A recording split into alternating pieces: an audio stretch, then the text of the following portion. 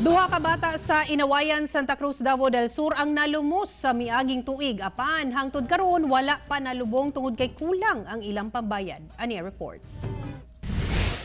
Nag-atbang og haya sa Isom, San Pedro sa Barangay Inawayan ang duha ka batang nangalumos niadtong Disyembre 30 sa dagat sa Barangay Binugaw.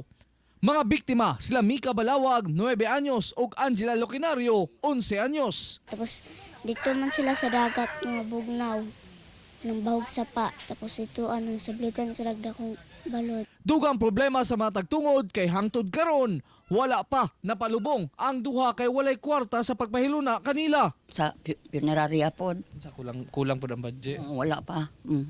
Nakulang gyud mo na. Nakulang yun. Labaw pa sa pamilyang Balawag kay dayo lang kuno sila sa lugar. Gani nangarkila lang sila sa gamayng kwarto. Unsaon man namo paglubongan ni sir kay kulangan mi sa kuan pod, wa may mga gasto pod. Kauban si Melchor Awing sa kamera. Ako, si Real Soroche para sa One Mindanao.